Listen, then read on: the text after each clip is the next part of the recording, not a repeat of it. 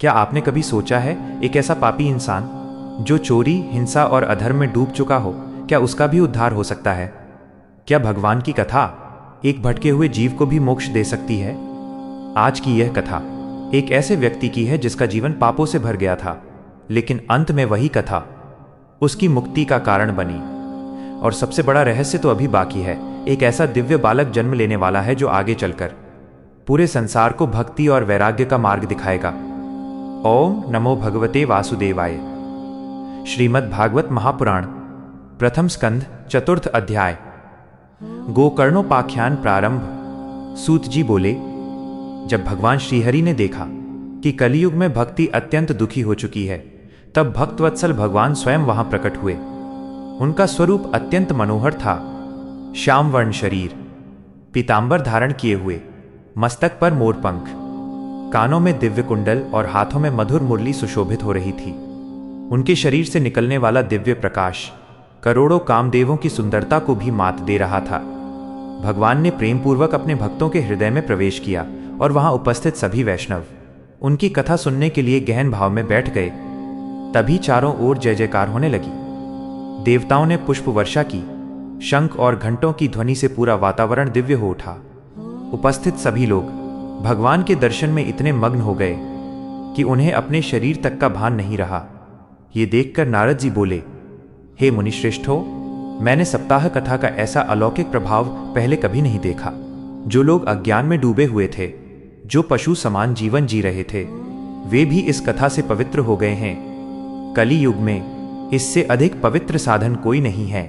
यह कथा पापों का नाश करती है और मनुष्य को भगवान के मार्ग पर ले जाती है। फिर सनकादिक कुमार बोले, कलियुग के लोग पापों में डूबे हुए हैं। वे सदैव गलत मार्ग पर चलते हैं। क्रोध, लोभ, कपट और काम वासना उनके जीवन को नष्ट कर देती है। लेकिन जो मनुष्य श्रद्धा से भागवत सप्ताह सुनता है, वो धीरे धीरे पवित्र होने लगता है।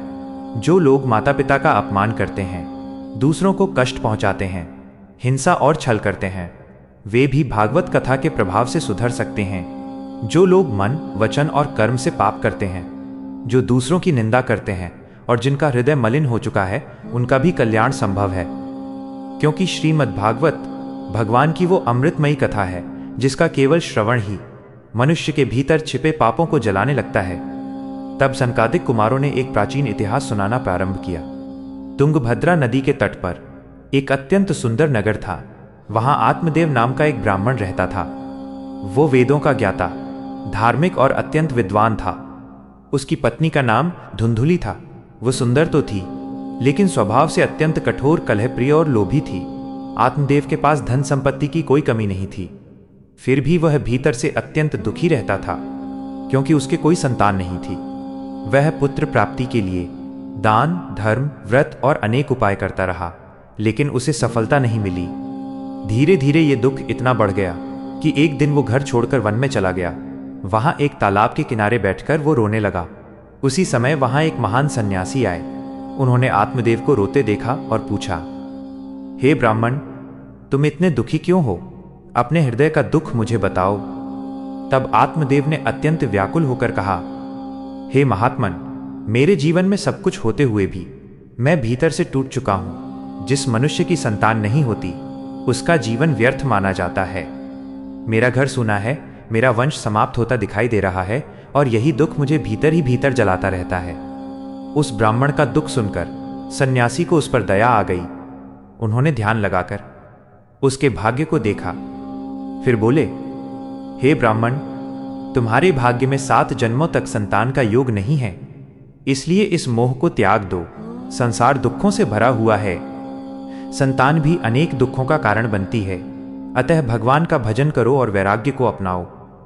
लेकिन आत्मदेव ने कहा, हे महात्मन, मैं पुत्र के बिना जीवित नहीं रह सकता। यदि मुझे संतान नहीं मिली तो मैं अपने प्राण त्याग दूंगा। आत्मदेव की व्याकुलता देखकर सन्यासी ने अंततः उसे एक दिव्य फल दिया। उन्होंने कहा, यह फल अपनी पत्नी को खिला देना। यदि वो 1 वर्ष तक सत्य, दया, पवित्रता और संयम का पालन करेगी तो उसे एक तेजस्वी पुत्र प्राप्त होगा। इतना कहकर सन्यासी वहां से चले गए। आत्मदेव अत्यंत प्रसन्न होकर घर पहुंचा और उसने वो फल अपनी पत्नी धुंधुली को दे दिया। लेकिन धुंधुली ये सोचकर घबरा गई, यदि मैं गर्भवती हुई तो मुझे बहुत कष्ट सहना पड़ेगा, मेरी सुंदरता नष्ट हो जाएगी और इतने नियमों का पालन करना भी मेरे लिए कठिन है। वो भीतर ही भीतर परेशान रहने लगी। तभी उसकी बहन वहां आई। धुंधुली ने उसे सारी बात बताई। तब उसकी बहन ने कहा, तुम चिंता मत करो, मैं गर्भवती हूं। जब मेरा बच्चा जन्म लेगा तब मैं वो बालक तुम्हें दे दूंगी और इस फल को किसी गाय को खिला देना, कोई भी सत्य नहीं जान पाएगा। धुंधुली को यह उपाय बहुत अच्छा लगा। उसने वो फल एक गाय को खिला दिया और कुछ समय बाद उसकी बहन ने एक पुत्र को जन्म दिया। वह बालक चुपके से आत्मदेव को दे दिया गया। पूरा नगर आनंदित हो उठा। दान दक्षिणा दी गई, उत्सव मनाया गया और उस बालक का नाम रखा गया धुंधुकारी। उधर जिस गाय ने वो दिव्य फल खाया था, उसने भी एक अद्भुत बालक को जन्म दिया। उस बालक के कान गाय के समान थे, इसलिए उसका नाम रखा गया गोकर्ण। समय बीतने लगा। गोकर्ण अत्यंत विद्वान, धार्मिक, ज्ञानी और शांत स्वभाव का हुआ। लेकिन धुंधुकारी बचपन से ही क्रूर और दुष्ट प्रवृत्ति का निकला। वो चोरी करता, दूसरों को सताता, हिंसा करता और बुरे लोगों की संगति में रहने लगा। धीरे धीरे उसने अपने माता पिता को भी कष्ट देना शुरू कर दिया। आत्मदेव अत्यंत दुखी रहने लगा। तब गोकर्ण ने अपने पिता को समझाया, हे पिताजी, यह संसार क्षणभंगुर है। धन, पुत्र और परिवार में अधिक आसक्ति मनुष्य को केवल दुख देती है। जो व्यक्ति भगवान का भजन करता है वही वास्तव में सुख पाता है। इसलिए मोह त्यागिए, वन में जाइए और श्री कृष्ण का स्मरण कीजिए। गोकर्ण के उपदेश सुनकर आत्मदेव के हृदय में वैराग्य जाग उठा। उसने घर छोड़ दिया और वन में जाकर भगवान का भजन करने लगा। वो प्रतिदिन श्री कृष्ण कथा का पाठ करता और धीरे धीरे उसका मन संसार से हटकर भगवान में लग गया। और आगे जो होने वाला है वो बेहद रहस्यमयी और चौंका देने वाला है। धुंधुकारी का जीवन इतना भयानक मोड़ लेने वाला है जिसकी कल्पना भी कोई नहीं कर सकता। लेकिन उसी अंधकार में भागवत कथा का सबसे बड़ा चमत्कार प्रकट होगा।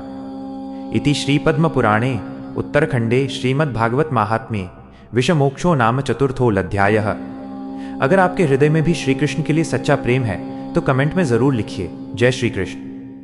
और याद रखिए, कलयुग में भगवान तक पहुंचने का सबसे सरल मार्ग भागवत कथा और हरि नाम ही है। श्रीमद् भागवत महापुराण की संपूर्ण कथा के लिए चैनल को सब्सक्राइब जरूर करें। यहाँ आपको हर रोज शाम 7 बजे एक नया अध्याय मिलेगा और बेल आइकन दबा लो, जिससे आने वाली सभी दिव्य कथाएं आपको समय से मिल सके। जय श्री कृष्णा।